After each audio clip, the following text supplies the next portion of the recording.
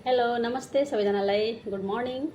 अहिले चाहिँ बिहानको 10 बजिरहेको छ र मेरो चाहिँ नास्ता खाने टाइम बेरै छ र आजको मेरो नास्तामा छ पैता भात। पैता भात चाहिँ कसले मन पराउनुहुन्छ कमेन्ट गर्नु होला। मेरो चाहिँ एकदमै फेभरेट हो र गरम दिनको लागि त अरू राम्रो हो यो पैता भात र यसमा धेरै गुण छ। यसरी रातिको भात राखेर बिहान पानी हालेर खाइन्छ, यसैलाई हामीले पैता भात भनिन्छ हैन। र यो भात खानुमा चाहिँ धेरै गुण छ। ग्यासको प्रब्लम हुने मान्छेहरूलाई पनि धेरै राम्रो हो र यसै पनि गरम दिनमा खान पेटको लागि चाहिँ धेरै राम्रो हो यो।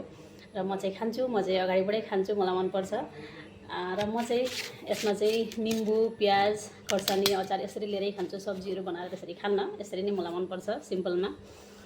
र यो चाहिँ खानु होला है, तपाईँहरूले पनि एकदमै राम्रो हो। धेरैजनाले भन्ने गर्नुहुन्छ बासी भात खानु हुँदैन, बासी भात नखानु, बासी भात म त खान्न भनेर भन्नुहुन्छ हैन। तर मलाई चाहिँ के लाग्छ भने नि भातमा त्यस्तो बासी साजी केही हुन्छ जस्तो लाग्दैन। अरू थोक चाहिँ हामीले अब माछा मासु पाकेको छ वा अरू थोक केही राम्रो हामीहरूलाई मनपर्ने केही पाकेको छ भने चाहिँ फ्रिजमा राखेर हामीहरू कति दिनसम्म लगाएर खाइन्छ हैन। अनि भात चाहिँ किन फेरि बिहानको बेलुकालाई बासी, बेलुकाको बिहानलाई बासी भनेर फ्याँक्नु होइन भन्नु त। यो भातै नभए जब हामीहरूलाई हुँदैन भने सब गनायो भने त दोस्रो कुरा हो। तर यसरी नगनाउँदाखेरि त फ्याँक्नु त भएन नि त हैन। र यसरी पैता भात खानु होला, पेटको लागि एकदमै राम्रो हो। बासी साजी भन्ने त्यस्तो केही छैन, भात भातै हो हैन।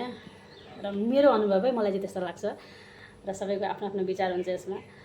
र कसले मन पराउनुहुन्छ कमेन्ट गर्नु होला है। By by.